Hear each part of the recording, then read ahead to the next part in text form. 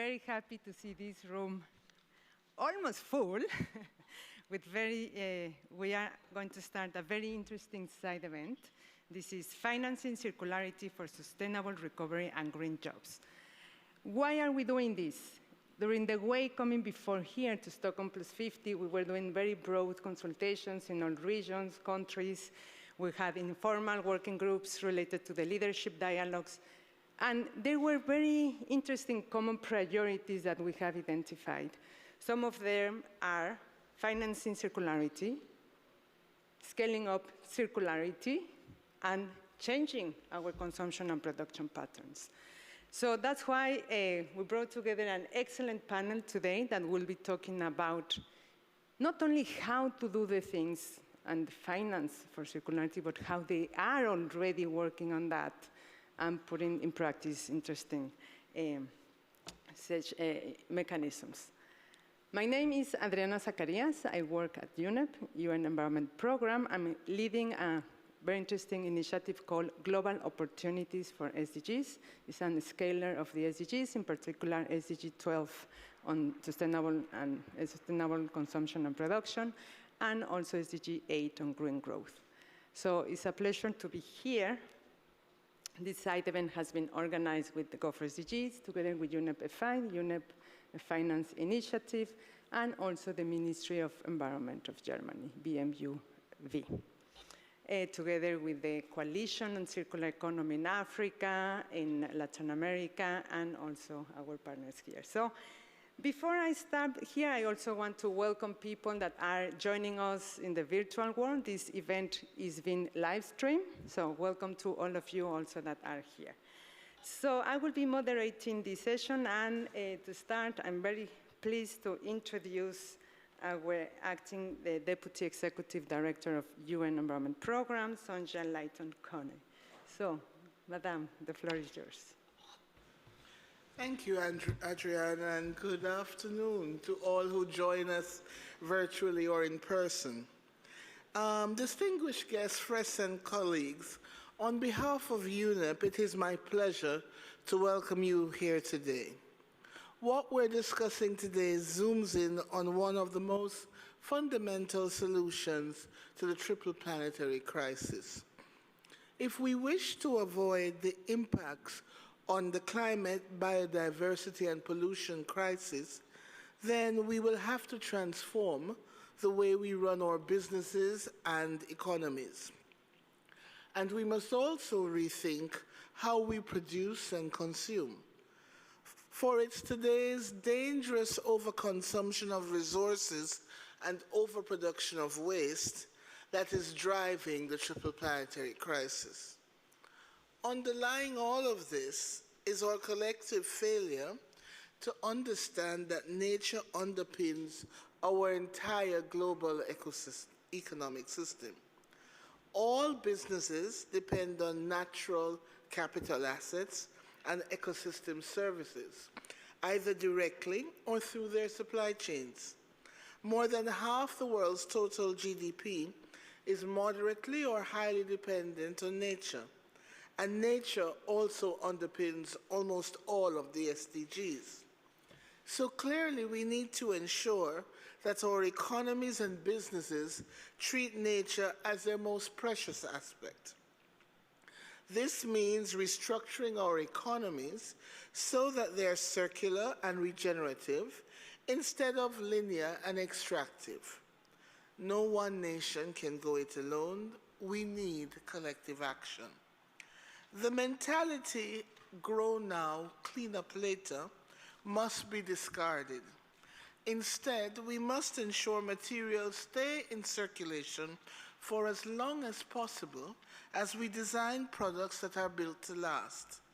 This is the heart of circularity, a way to decouple human activity from pollution and resource use. There are excellent signs that countries, companies, and institutions around the world are starting to embrace circular economic models. They understand their immense power to create jobs and boost sustainable development.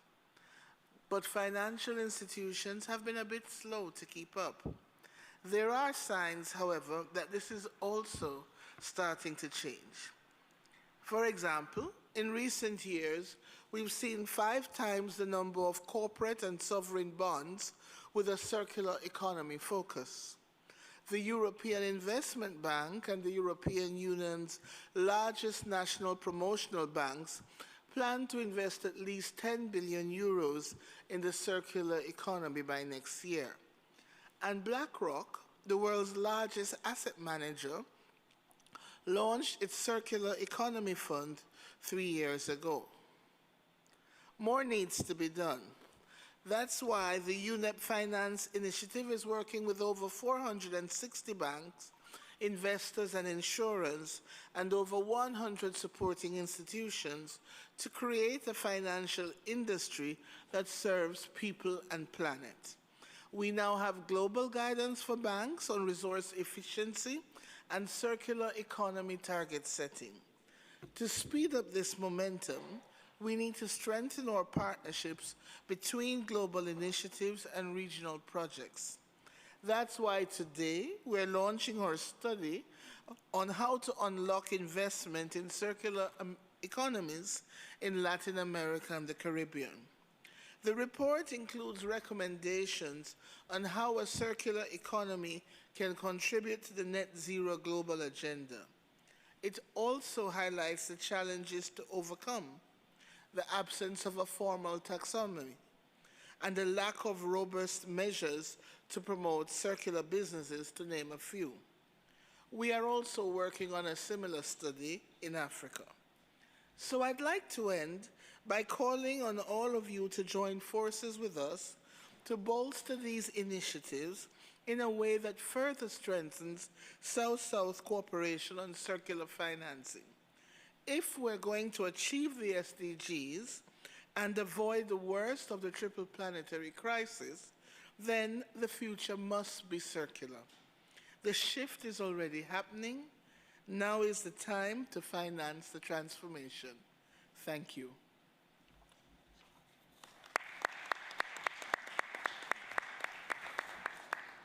Thank you, Sonja, and thanks for saying the future must be circular and it's time to finance the transformation.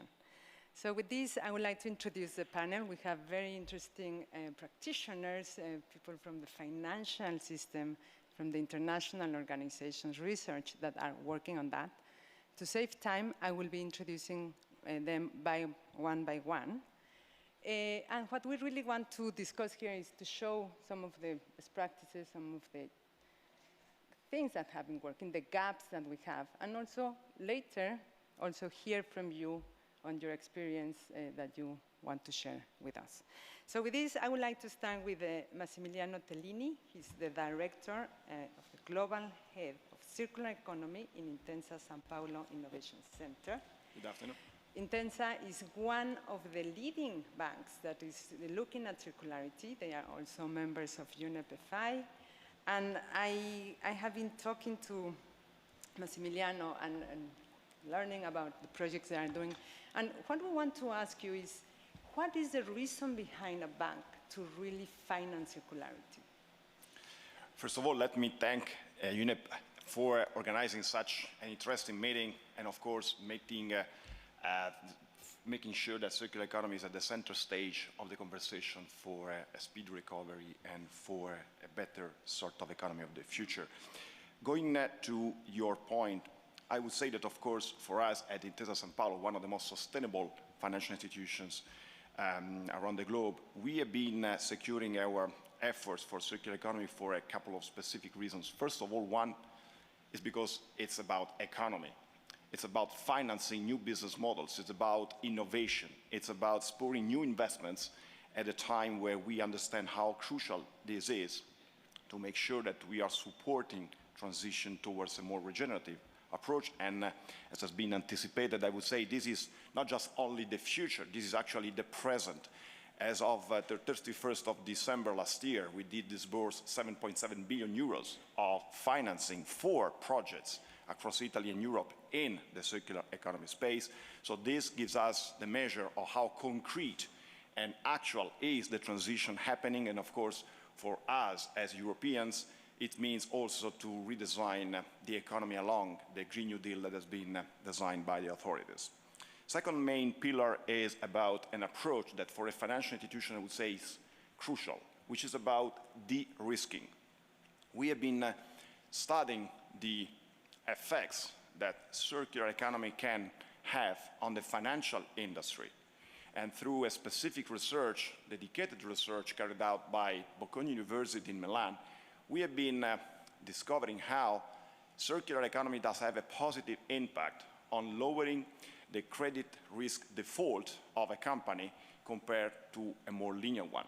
So basically, we do have clear evidence on how going circular for a specific corporations does bring positive impact in lowering its credit default to both 1 year and 5-year term loans. Basically means short and medium term.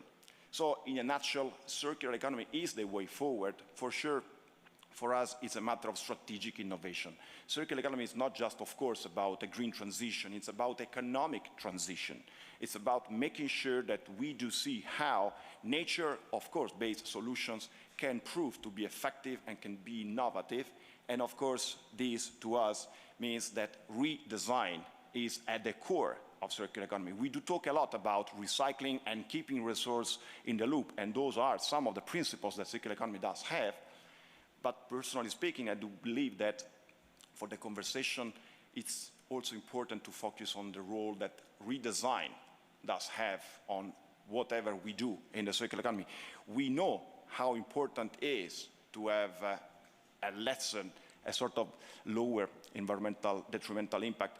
But this is basically a matter of dealing with the root causes rather than an effects. So recycling is, of course, a sort of virtuous approach, but doesn't solve the problem. What solves the problem is redesigning since the beginning, going to the sort of source of the material, nature-based solutions, biodegradable production, and of course, compostable products compared to what is just recyclable.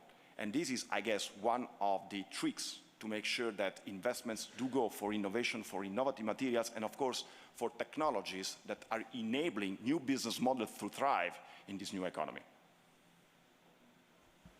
Thank you, Massimiliano. So we can agree then that the bank is doing this not for charity, but it makes business sense and is developing, you're encouraging new business models. Absolutely. So let's see how it looks like in Latin America and the Caribbean. So I'm very pleased to introduce Ricardo Becky Galindo. He is the head of public-private partnership in the Inter-American Development Bank, in IDB Invest, that is basically the private arm of a development bank. So, Ricardo, from a perspective of a development bank, how does this look like? What do you think the development banks then play a role in accelerating this transition to circularity? Sure.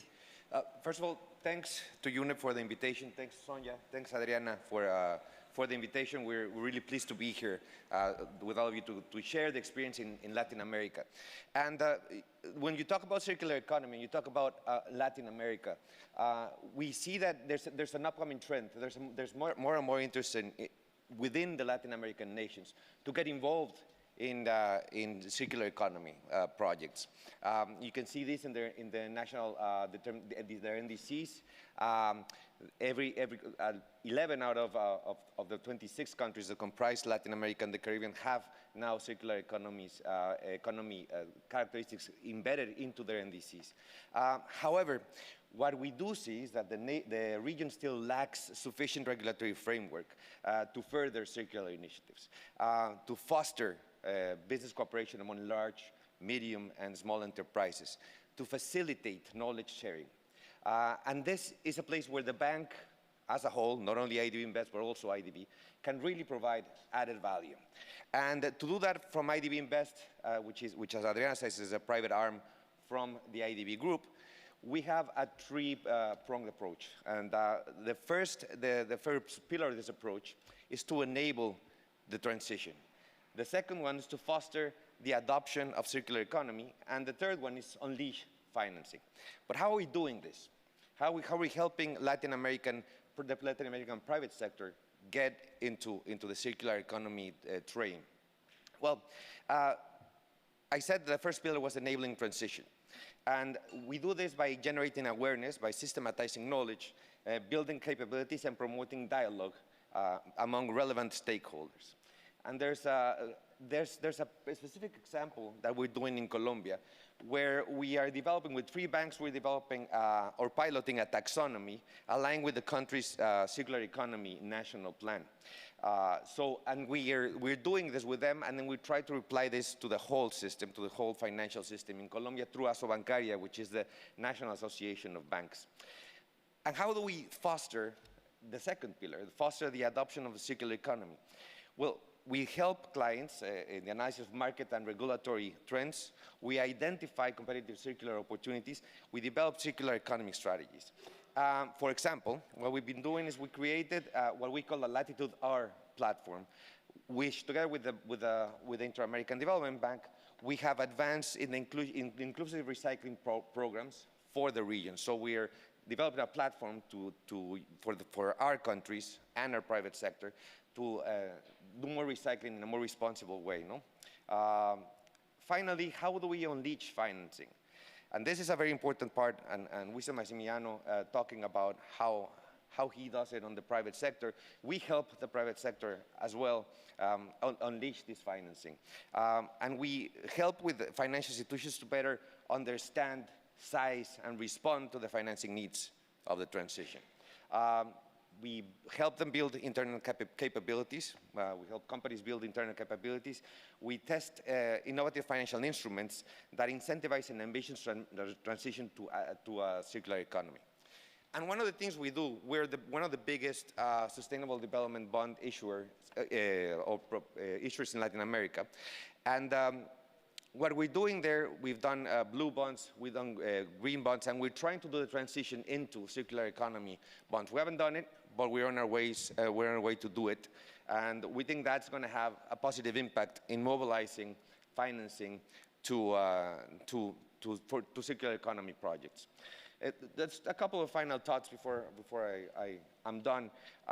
We need to emphasize the transition to CE that rather than creating an expectation of financing circular economy projects, I think that's showing our clients that this is a gentle transition. It's not going to be from one to the other. We're going to have we're going to finance 100% circular economy projects. We have to do it little by little. And there's no need to reinvent the wheel. We can use experiences from other regions. We can use experiences from Europe. We can use experiences from Africa. And we can all share in forums like this our experiences so we can actually build something strong that's based on real strong foundations. Thank you very much. Thanks, Ricardo. So I hear then the role is in developing regulatory framework, support the business models with the potential of circularity, and unlocking the financial. So thanks for this. Now, we are also listening a lot the message that there is no transition if this is not just transition. So with this, I'm very happy to introduce Mette Granhard-Lund. Is a technical expert on green jobs from the International Labour Organization and also a very close partner of UNEP. So Mette, we have heard now the perspective from development banks, financial institutions, but yeah, can you tell us now, how do we really ensure that the human is the heart, at this transition? How do we ensure that this transition and this financial mechanisms will also look at a just transition? So.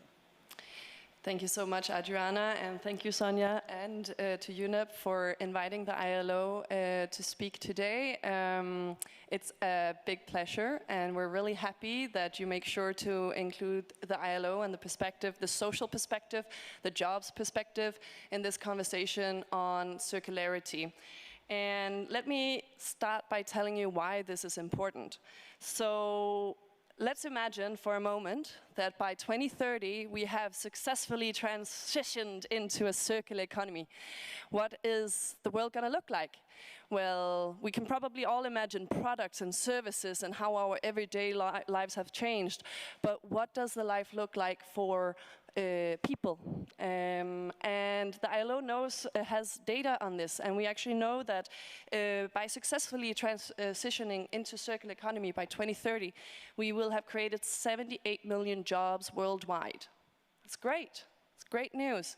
Meanwhile, 71 million jobs will be lost. So, quick math, we know that there will be more jobs created than lost. But what is actually really important is that we have to take care of those people that are perhaps going to lose their job. How do we ensure that they, as Adriana say, transition well into the new labor market, the new economy, the new circular economy? And that's why the ILO is promoting what we call a human-centered approach to circular economy.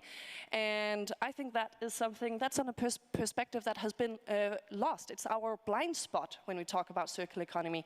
And let me tell you why. So initially, for the maybe 2 decades, we have started to understand the environmental benefits, the environment case for circular economy. That's pretty clear now.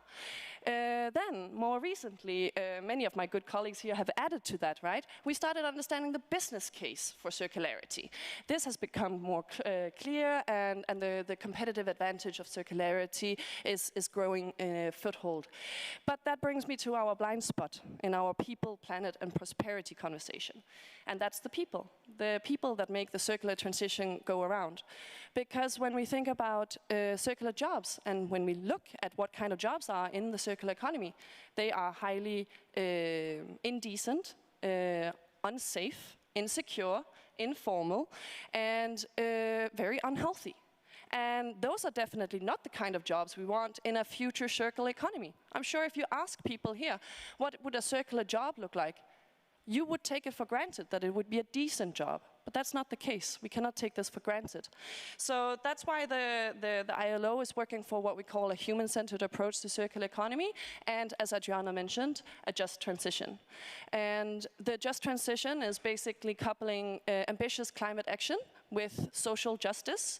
And the ILO has some very concrete guidelines from 2015 for policymakers, for social partners, to work on a just transition to sustainable economies and societies for all.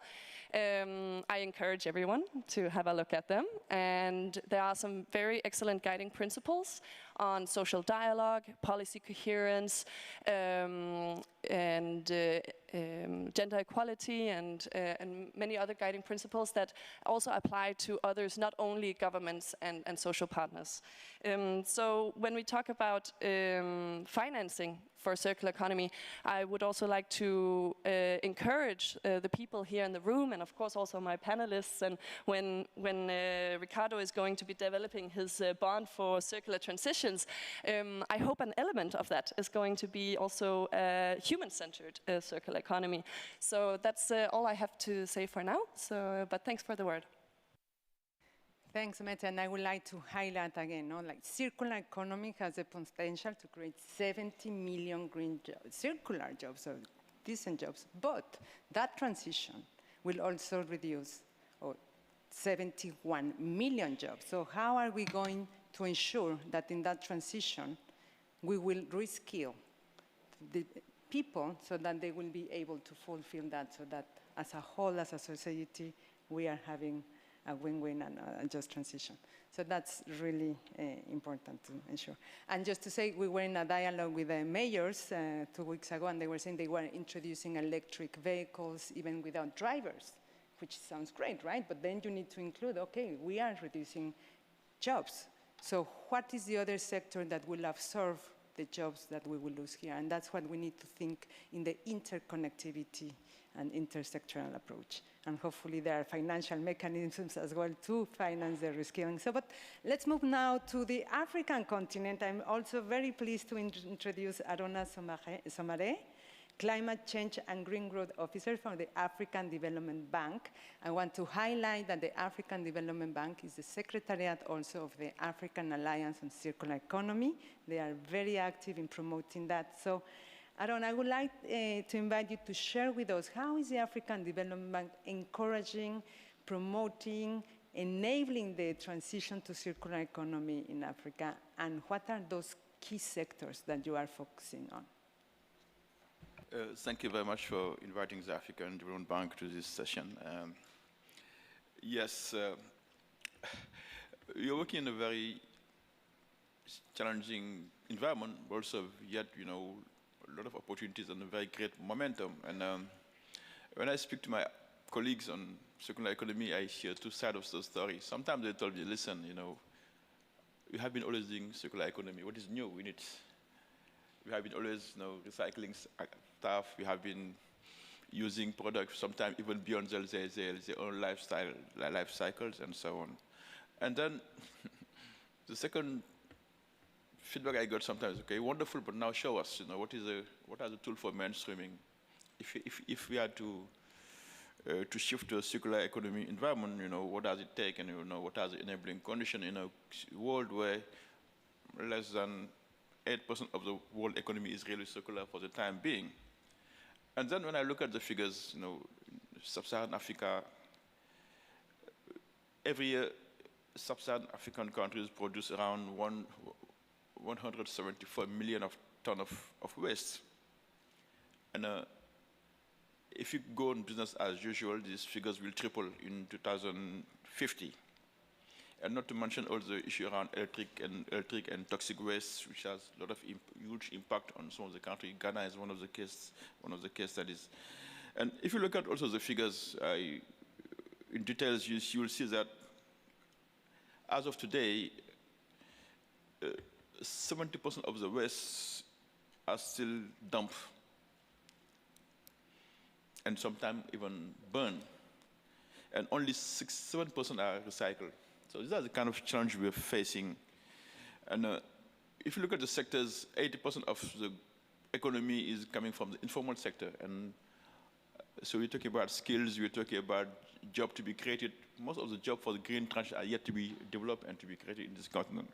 But at the same time, we have huge opportunity. If you look at the African indices, we're talking about around 3 trillion of investment opportunities if you have to make the shift now. And in a sector like agriculture, water, solar pump, we are talking about 1.6 billion of investment opportunities. So for us as African Development Bank, the issue is really to find a way to move from the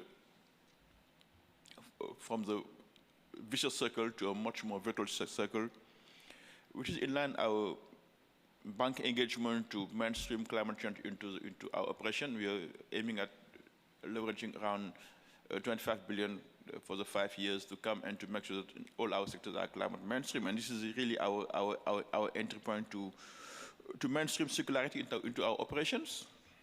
So we can address the issue of mitigating greenhouse, but also at the same time enhancing climate resilience through better energy efficiency. And so we can address the issue around climate change, but also poverty alleviation, poor infrastructure, and also all the issue around providing great jobs. And this is the rationale behind the Africa Circular Economy Alliance, which is now hosted by the bank as a government-led coalition, as a way to accelerate and provide solution, policy evidence, capacity building support for countries to be able to leapfrog, to bring about innovation, but also to provide the right financing scheme so they can make this journey and make this shift, which is really needed. And we have done a research market over the last years to the last year on where are the sectors, where are the entry point, where are the sectors where there's a big potential for circularity to be mainstream. And we come out with 5 sectors. The first one is food security, food system, the world food system. We know all the issue around the food system in Africa and all the issue around food insecurities and so on. The second sector is packaging, which also trigger a lot of waste and have a huge opportunity. The third one is fashion and textile industry, which is also one of the big areas where there's a huge potential for leapfrogging, also for creating great jobs. And the last one is electronics and built environment. Urban development is one of the keys. So these are the key sectors: agriculture, manufacturing, and construction sectors, where there's a big potential. Of course, there are also some blind spots.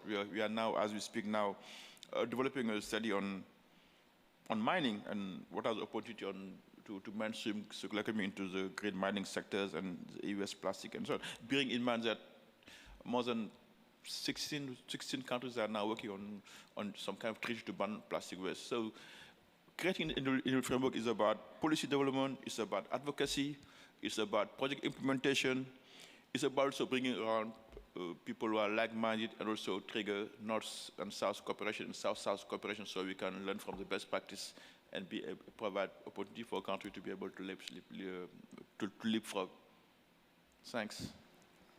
Thanks, Aaron, and thanks for highlighting the importance of leapfrogging and not to repeat the same mistakes, and also to highlight that circularity is bringing benefits for climate change, for poverty alleviation, and other priorities like, I will say, also biodiversity. So great. So we have two more panelists that you cannot see now, but they are joining us virtually. So I would like to invite now in the virtual world, we have Madeleine Ronquest. She is the head of environmental risk, social risk, and climate change in First Round. Also one of the champion countries, a member of UNEP that is bringing circularity. So Madeleine, thanks a lot. And we're very pleased that you are joining us also virtually, and I'm glad we have this hybrid world now that allows this. So I heard your bank is also working very much in financing agriculture in South Africa. And we have heard this is a key priority in Africa and Latin America, and we heard that also from Asia Pacific during all the consultations coming here to Stockholm+50. So what economic and social opportunities of circular economy do you see in the agriculture sector in Africa and South Africa and the projects that your bank is promoting? Thank you very much, and thank you for the opportunity, UNEP and the TNFD. As you can see in my background, I'm also a member of the task force. So nature, climate, biodiversity, water is very close to my heart. First Rand is the largest financial services company in South Africa by market value. And we are known for our thought leadership, especially in nature-related solutions and biodiversity. And so what I recently did is we're doing a deep dive research into sustainable agriculture. The reason why we focused on agriculture is this sector seems to be touched by everything most, climate change, by nature-related risk, by biodiversity, and also by the circular economy. But I have to say, when I drew my ecologists from my team out of the office and took them a little bit into the countryside to visit some of our primary commercial clients, it was such a nice surprise for me too, that not only did they show us that they were farming sustainably, but they proved to us that it's a full circular economy. And I'll describe that to you in a case study. I don't think I have time to talk about two different commodities, but let's start with dairy. So the one farm that we visited, and we wanted to look specifically at how the process is digitalized, so probes in the soil to measure nutrients, drip irrigation to effectively and efficiently apply water. So allocated water is stretched and it's used in double capacity of hectares than what it's allocated for. So how do farmers cleverly farm that they make the best use of natural resources? And, they are absolutely amazing. They're so close to nature. They are so not willing to pollute. They want to use natural capital to its fullest extent. So the one example that we had was a dairy farm. As you drive into the dairy farm, there's a large solar energy plant, and most of the operation run off solar energy. So that was the first impressive part. I have to also give the context. In South Africa, we have a real problem with power. And well, two things. The one thing is that our base load comes from coal still. And the other one is that maintenance have not been done for many years. So we are always subject to to blackouts and power sharing schemes and so on. So every South African is quite fed up at the moment. So the farmers actually made a plan quite a while ago because they realized that their packaging and their warehouses cannot, and the irrigation system cannot for 1 second go without power because they will lose their entire harvest. So they've already started making provision for renewable energy.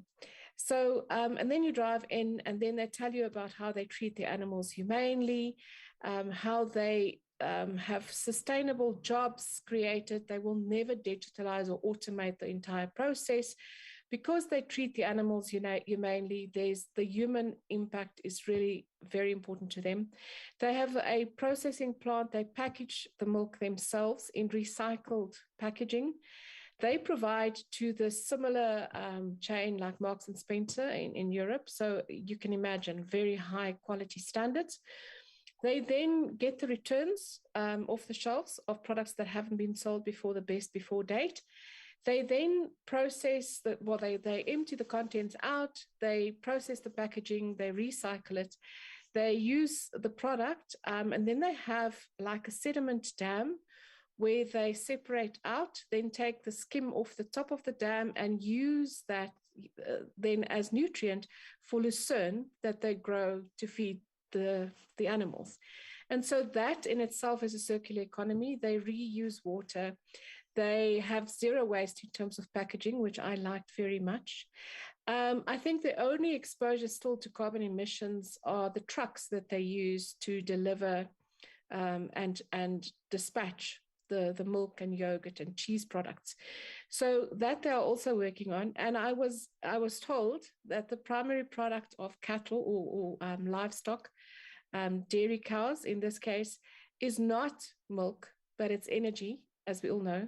It's also the largest problem in terms of methane gas emissions. But what they are going to do is they're actually going to use the methane and the manure and set up a large biodigester so that too is a circular economy. So they will use all of their products again and put it back into the farm. It almost means that they're almost going to become a country on their own because they will be totally off the grid, totally not dependent on the municipal system and so on. And we will watch this with a keen eye. The advantage for the bank is not only do we have these really great farmers that we can learn from, but we can apply the examples and the knowledge, and that's exactly what we wanted to attempt to do, to learn from them and to go and teach our relationship managers to have these conversations about climate, about circular economy to other farmers. And the message is efficient farming, reusing, zero waste, carbon positive, nature positive, and highly efficient businesses, which of course have a significant cost benefit as well. And so we learned, we were very surprised and pleasantly so. And this is the message to be going to be taking back to our relationship managers. The opportunity for us, of course, is financing the biodigesters, financing the waste production processing plant, financing all these extensions, even the solar, and being their partner for sustainability. And I have to also say they were quite surprised that the bank was getting so involved in their business and that we were absolutely interested in how sustainable they would be into the future. Obviously, we have a business case in that. So finding financial solutions and solutions to the challenges that our farmers face is actually part of our transparency, the way that we have to do business and the way that we want to share prosperity. And with the condition that it creates sustainable jobs, I think this is probably the winning solution. I mean, we have some very doom and gloom stories that we can share as well about the creation of waste. I mean, my colleague just said in Africa, we are known for Thanks, Madeleine. And let me interrupt you for a follow-up question. So thanks for sharing. There is very concrete example. So, but I would like to go to the first question of Maximilian. I guess you as a bank intervening in this, no, if you can keep her here, how was, I guess it's not for charity, so does it make sense for a bank in investing in that? Is this really also lowering the credit? So what is there, or what is the reason behind? And if you can say it in 1 minute, Yes. 30 seconds. I will. It's really important.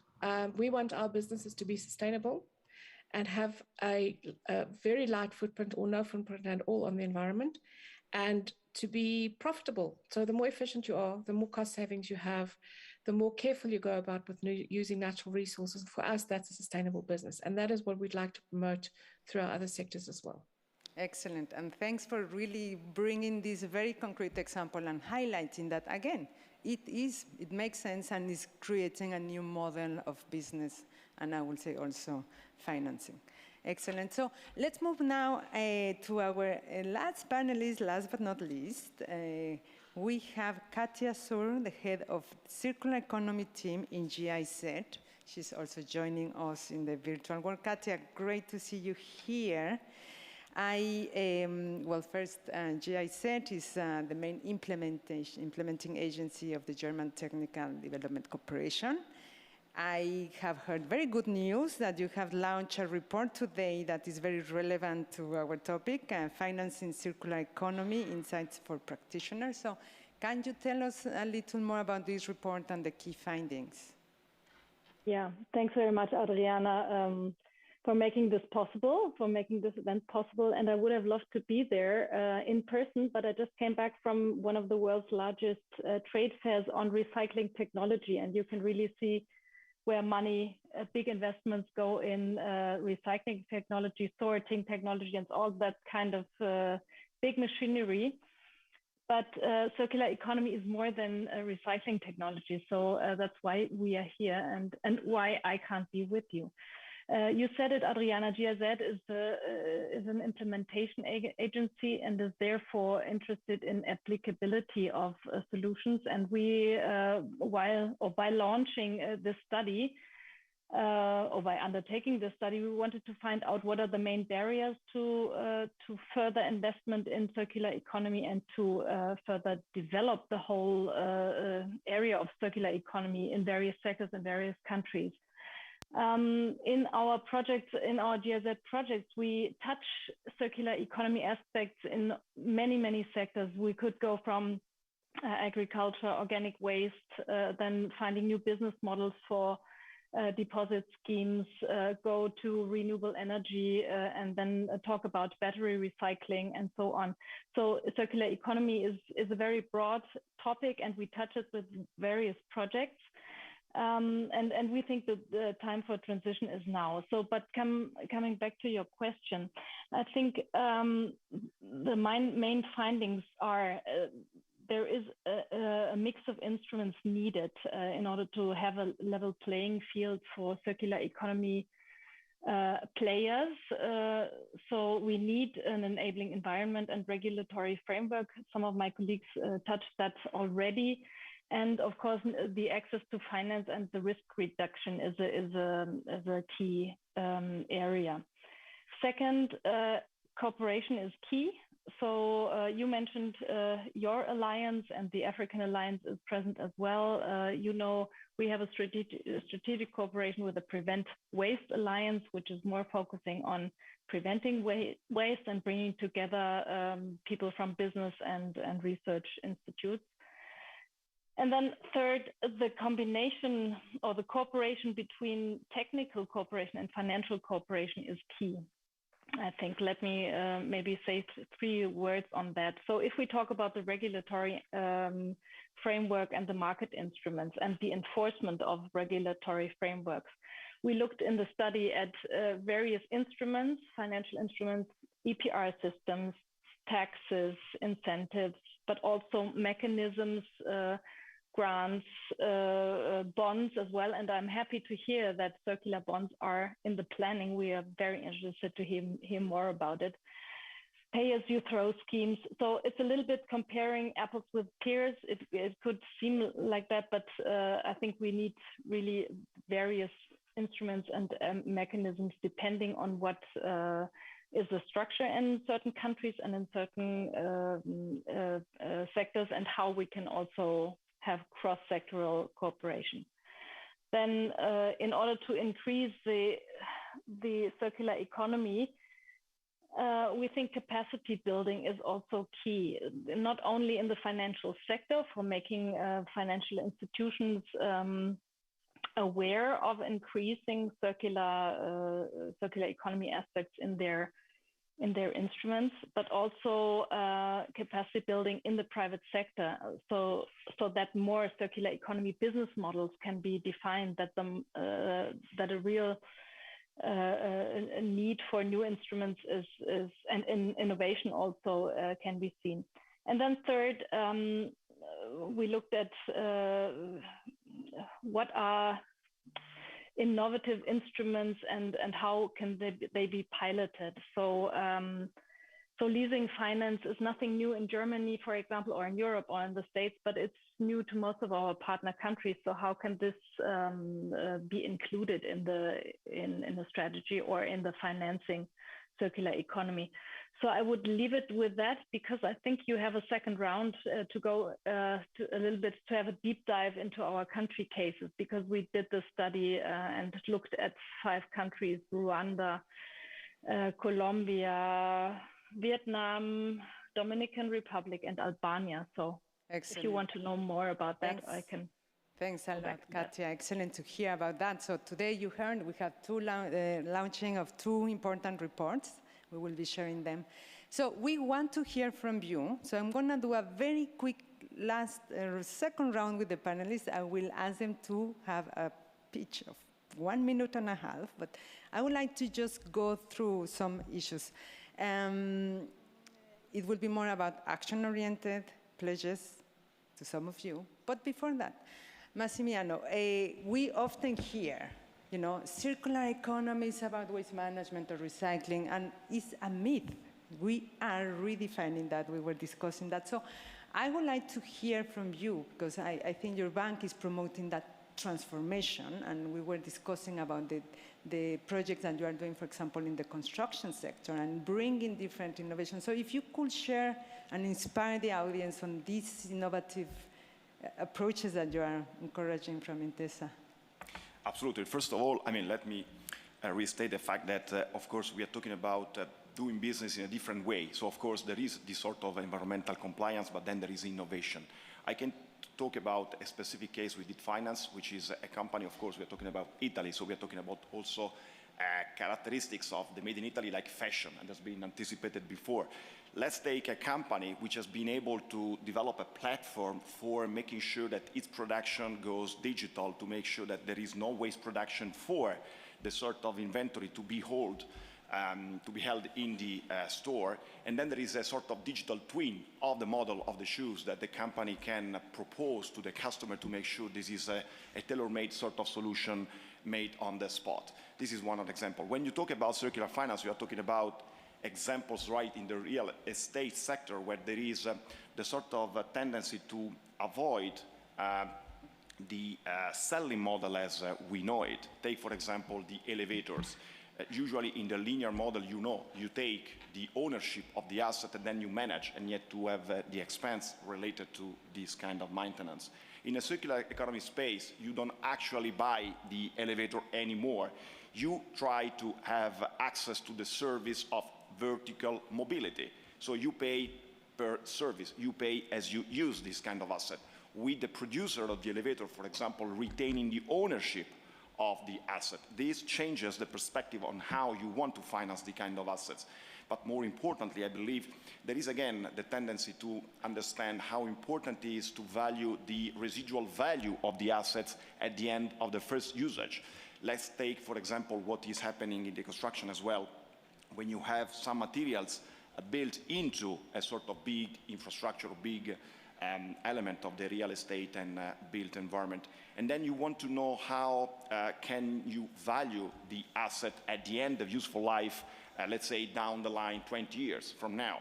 So there is, again, a sort of need for mutual relationship and a strengthened partnership between the private and public sector to make sure that there is a sort of financing scheme for this kind of business, but then also there is a sort of guarantee for the financiers to make sure that this kind of business model financing is made real and actually is boosted and scaled up. So in a nutshell, this is again a sort of risk-sharing agreement as well, but this has to be co-designed for the new economy, and the new economy is the circular one.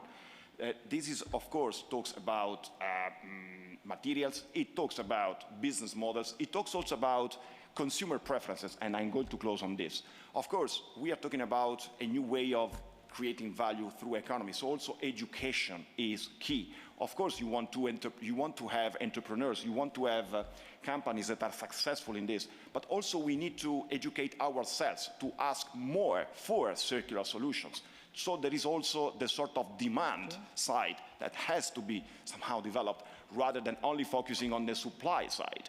And I would say again here, there is a clear call for the private and public sector to work together to make sure this is the sort of way forward. And in schools, in the business program, in the MBAs, there is the way to make sure that the economy can be rethought and redesigned, taking nature into the equation, because as a big economist said, when we did create the actual financial theory, the economic theory, we did have capital, we did have labor, we left nature outside. We need just to make this function again.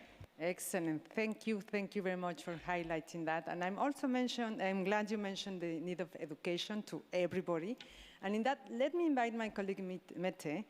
So we are talking about reskilling. We are talking about innovation. So do we have those skills there? And we are also in Stockholm+50. We need to act. So I heard you have very good news to share with us on the new Green Jobs for Youth Pact. Can you share that with us? Yeah, thanks, Adriana. I'll be happy to. So yeah, we're talking about action, scaling up. We have a lot of great ideas, great examples. How are we going to scale it up? And I want to highlight. So my argument would be that in order to scale up, we have to bring those with most at stake on board. So I want to highlight three actors. The first is the world of work, social partners. They have everything to gain, and they have the power to change. So let's make sure to bring the social partners and workers and employers on board when we talk about a circular transition. Second are women. We know that the most that stand to, so when we look at these 78 million jobs and the 71 lost, we know that that it is primarily male-dominated sectors that stand to lose the jobs, but also primarily male-dominated sectors that stand to gain most jobs. So that means if we don't have a gender lens in the transition, we risk recycling, reproducing the gender stereotypes of the linear economy into the circular economy of the future, and that's not what we want. Then the last group would be the youth. And that brings me to what you were talking about now, Adriana. Yesterday, we were happy to announce a new intent between the ILO, UNEP, and UNICEF to cooperate on what we call a Green Jobs for Youth Pact. We haven't launched the pact because that's not what we want to do. We want to launch the conversation and bring, as I said, these actors with most at stake to the table. So that means that the three UN agencies, they will work with youth organizations, youth representatives, youth-led organizations, but also private sector, so social partners, workers and employers, academia, and of course governments for these creating these much-needed green jobs and green employment opportunities for youth. How will we do it? With the 3 E's. Employment creations, youth empowerment and youth partnerships, and lastly, education. So that brings me to the skills, right? And the good news here are the majority of the jobs that will be lost, the 71 million jobs, with just a little bit of investment in skills, reskilling and upskilling, the majority of these can transition into the new circular economy. So that's what we want to do together. And I guess I can use this opportunity to underline that we are only just now starting this partnership. We're starting the conversation. We want to make sure that we are as inclusive as ever. So in case there are any interests or questions on the Green Jobs for Youth Pact, feel free to reach out to me or Adriana. Or, I mean, Sonia, she was there at the launch yesterday as well. So we'll be happy to talk more. So thanks, Adriana. Thanks to you, Mette. Excellent. So let's turn to Ricardo, again, talking about action, concrete things. So I also want to highlight the IDB Invest. They are key members of the Latin American and the Caribbean Coalition on Circular Economy. So Ricardo, what are the concrete mechanisms and the knowledge that the IDB is also bringing in the region? Well, thanks, Adriana. Well, Sonia, you were mentioning about the report on financing circular economy, and that in Latin America, and that's a report that we're very proud to do it with you. I just want to share a little bit what this report says, especially on financial institutions. One of the main takeaways of this report, preliminary takeaways from this report, that, by the way, was made by interviewing actors in the region and asking them what their role thought was about circular economy, what they thought about circular economy, and what advantages they will get from, adapting or getting into a circular economy environment. And the takeaways, as I was saying, is one of the main ones is that this, for them, has been a proven way to create new business opportunities. So the financial sector in Latin America is actually looking at this, as you were saying before. We heard the person from South Africa. We've heard the experience of Intesa San Paolo, how banks are more and more understanding that there are big advantages. They're seeing this in Latin America as well. They're also seeing that by doing this, by adapting circular economy principles, they can also, it's making it easier for them to transition and to fulfill the commitments they made with respect to climate change and the Paris Agreement. And so we're really pleased again to do this report with you. And the other thing that the other action that we're doing with you is we are creating a technical assistance mechanism or fund to unlock circular investments in Latin America. And we're doing this in coordination also with UNEP.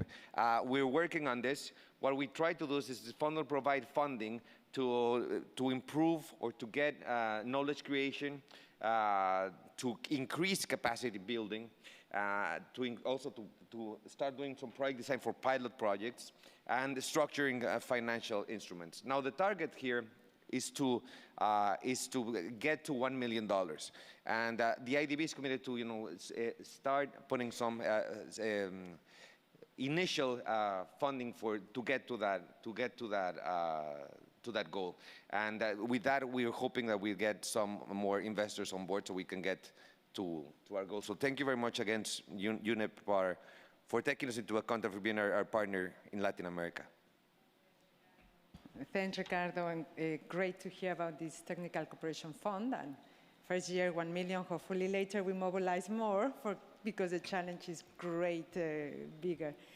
So, Arona, I also heard that you are working on a facility, the African Circular Economy Facility, that is led by the African Development Bank with the Alliance, and also supported by Citra and Norway. Can you tell us more about this facility, how it is supporting projects implementation?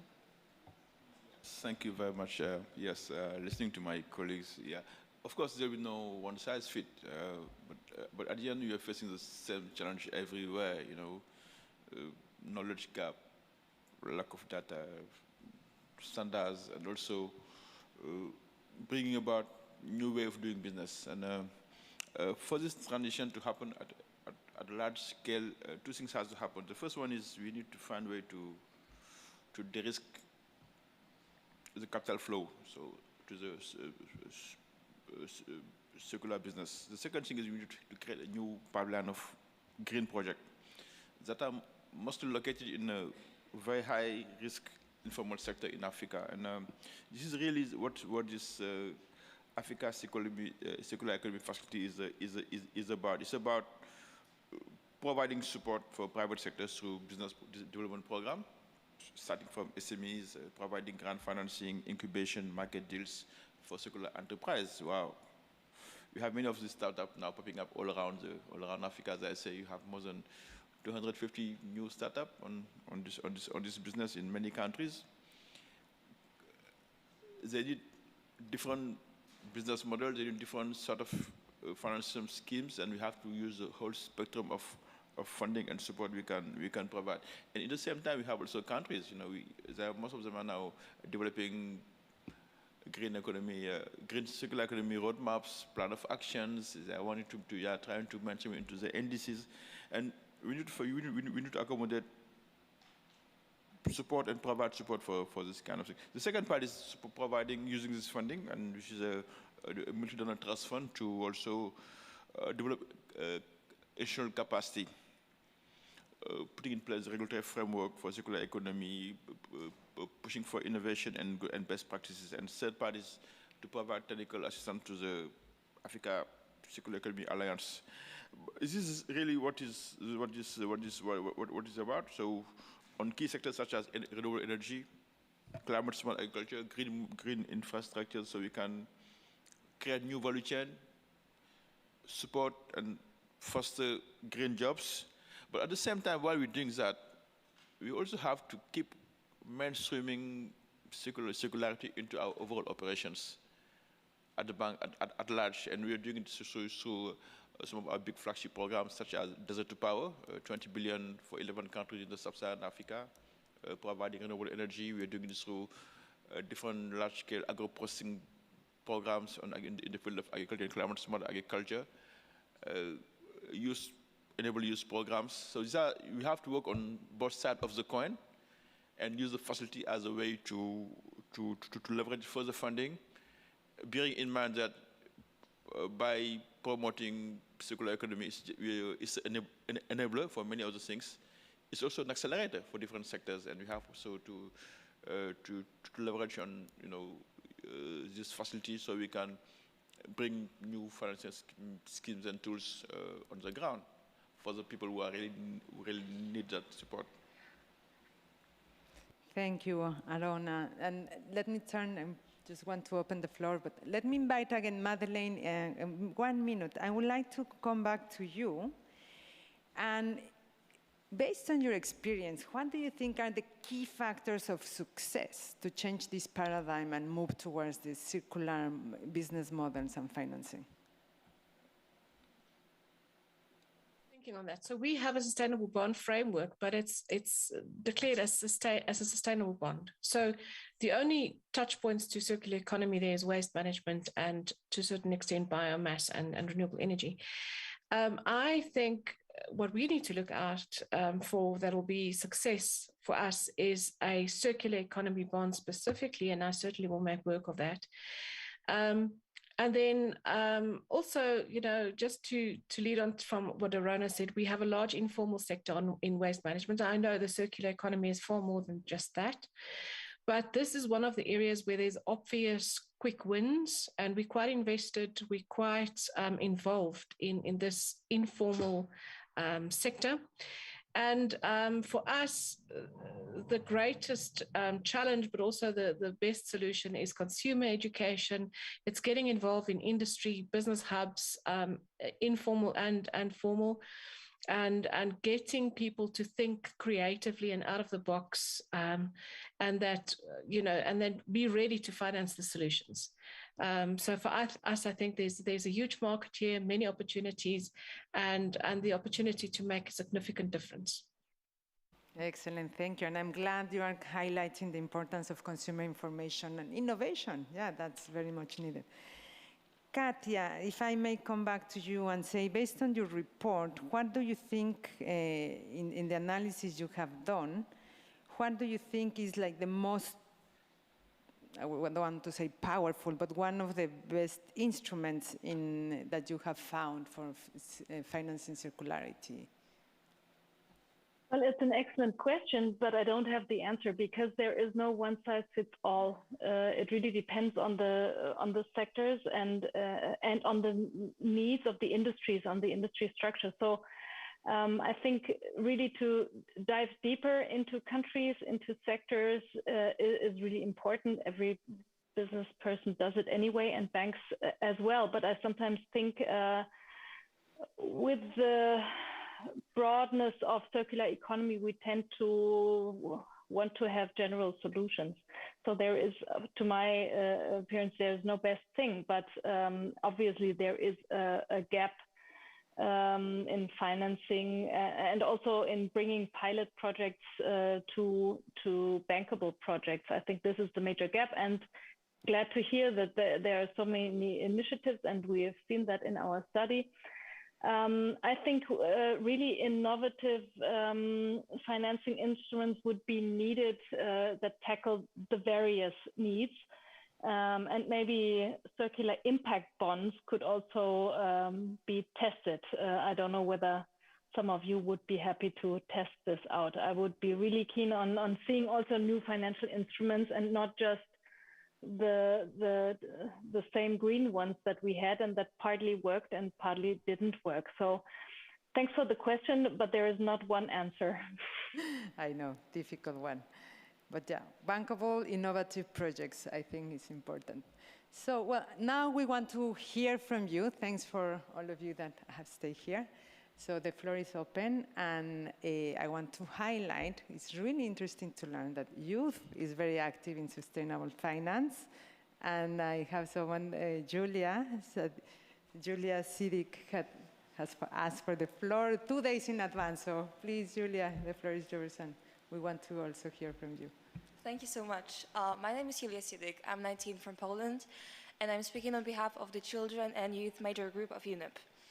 I would like to begin by acknowledging the conscious efforts to engage with youth during Stockholm+50. The transition to a circular economy offers us once-in-a-generation opportunity to tackle the triple planetary crisis. The COVID-19 pandemic has provided us with a window of opportunity to accelerate a just transition to a circular economy.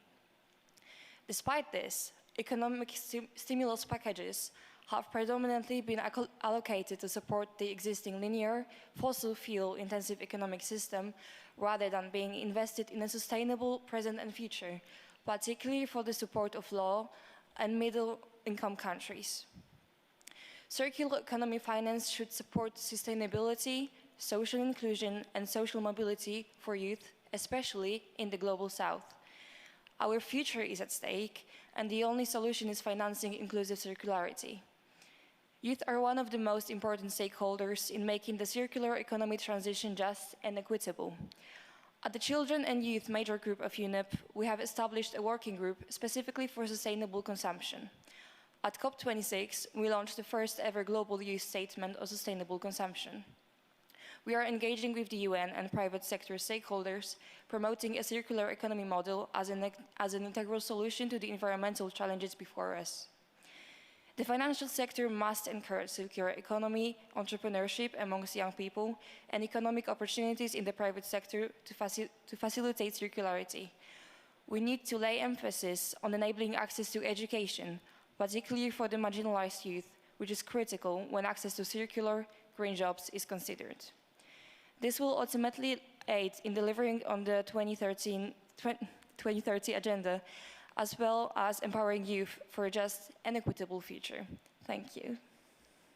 Thanks to you. Thanks for that intervention. So, I think it resonates with the conversation that we are having. So I fully agree with what you are saying, and hopefully we can join forces. And as we mentioned, you're invited to this new pact. And I will say also to join initiatives that we are doing with the financing UNEP-FI and also with the coalitions. So we would like now to open the floor to questions. And maybe, you can. Maybe we will take 3 questions. And then... Thank you very much. Sorry for worrying. This is really cold here at the venue. I am Domokos Kovács from Hungary. And we started a best practice in schools in Hungary, which is also connected to finance the circularity through a good working waste management. I started to visit schools with those painted trash cans, which are all over here at the venue.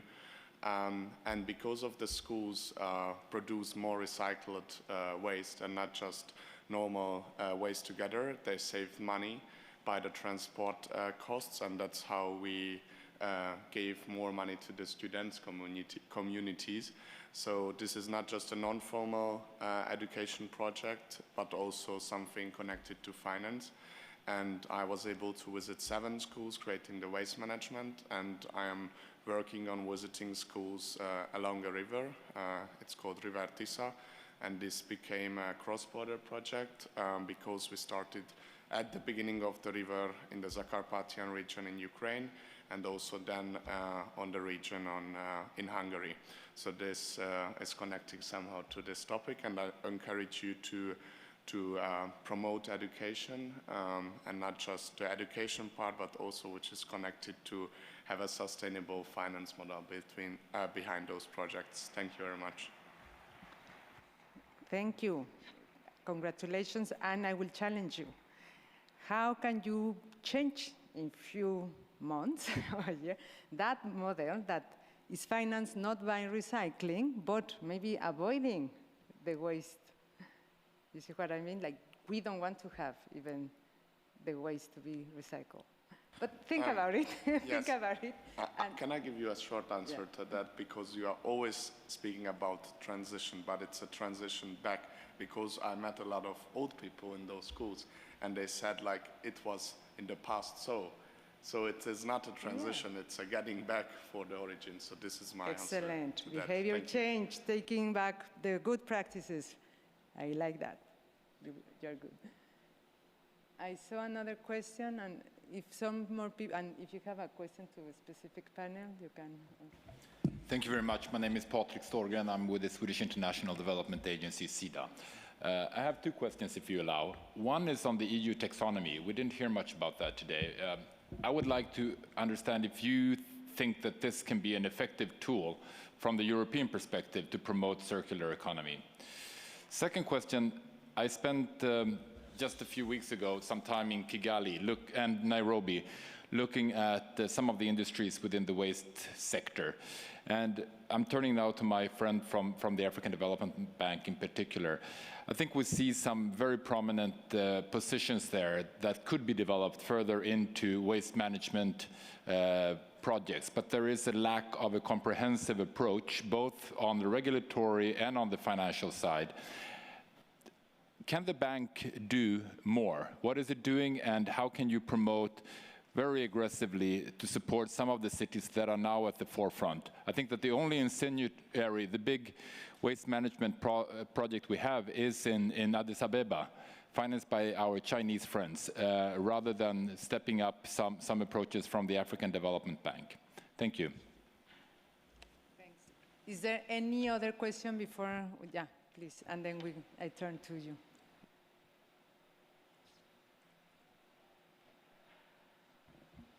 Hello everyone, my name is Nora and I'm here from the Global Shapers community.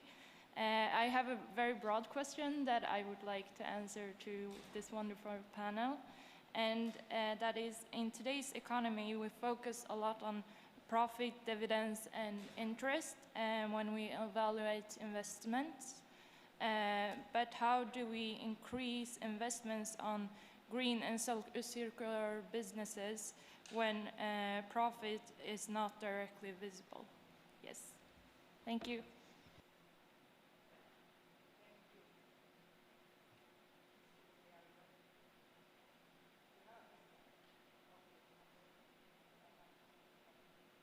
Please go ahead. Thank you very much. Thank you for the presentations. It was really interesting discussion. I'm Anneli Ohvril. I'm from Let's Do It World, and we are organizing a World Cleanup Day. We have organized that for 4 times, and we have engaged already 60 million people from 191 countries. So we are tackling the waste problem every day. And we don't like cleanups. We really want to solve that problem also from our side. So we are tackling the waste problem every day.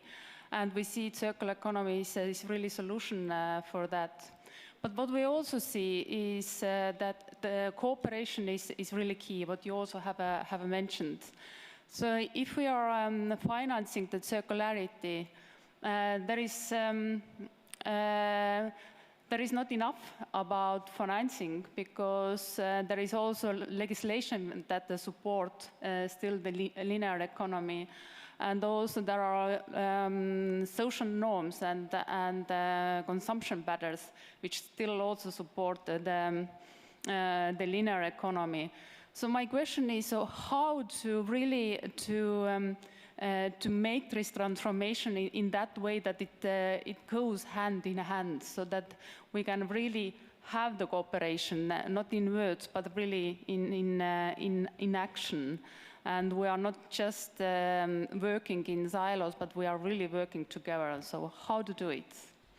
Thank you. Thank you very much. Massimiliano, Ricardo, Arona, if you want to answer some, and also. Of course, I mean, there have been many questions. I just give a sort of a broad answer, trying to catch all the rationale. First of all, I don't agree on the fact that all people had the circular economy as of today. Of course, good practices are good practices, but we are talking about economy which is brand new. We are talking about new technologies, bringing live new business models which did not exist in the past. So, of course, nothing to blame about the past experience, also in the agricultural sector. I mean, we, Europeans, we know we do import 6 times what we do export. So for us, as being at the forefront for being a successful continent in our economy, what circular economy brings is a new perspective, is a new way of interaction between companies along value chains, nothing to do with old practices of the old economy. Second, we are talking about innovation. We are talking about new materials. We need to have investments for new materials because circular economy is not waste management. Waste management is a very important matter. It's a very important economic sector. But one of the 3 principles of the circular economy is avoiding the concept of waste, abolishing the concept of waste itself. Nothing to do with all practices, sorry. Of course, this is important to manage the actual situation. Of course, we all understand this is a transition, is not an overnight transition, so we need to take care of what's going on with the waste, and we need to prevent food waste and waste becoming waste. We need to prevent landfills. But circular economy is not waste management. One of the 3 principles is to avoid waste. So circular is not waste management. Going back to the point of financing and what is the regulations coming online. This is a very important question. Personally speaking, of course, I do believe the EU taxonomy is a crucial aspect of what is going to be a sort of regulation for sustainable finance. However, personally speaking, I do believe this is a very good first step because, again, I tend to believe that circular economy can be considered higher than just the environmental strategy of the EU. As for the name, circular economy is the economy. It's not just the environmental perspective of it. So, of course, the taxonomy is considering the sort of circular economy as one of the 6 pillars for the climate agenda of the EU. This is important. However, as of the last 30th of March this year, I'm proud as a European citizen to have been seeing the European Commission promoting a new proposal of regulation to the EU Council and to the EU Parliament, where they are saying the future of the European economy is circular. And they, in paragraph number 5, they state specifically circular business models. And they are talking about 2 specific sectors. One is construction, one is fashion. They are driving digitalization and digital passport for the products in those 2 sectors. Again, nothing to do with all best practices. We are talking about technology. We are taltalking about new identity for tracking resources. They are telling me we have 4 minutes to close, but thanks. You. So taxonomy and circularity is not waste. I will, and just to add on the question on the taxonomy, Ricardo, no? We, in the study made in Latin America, taxonomy came as a key priority. We need to have common definitions and standards as a one step, as you're saying. It's not the whole, but it's an important step. I would like to turn to Arona, and if you want to answer, please, the question that was posed to you.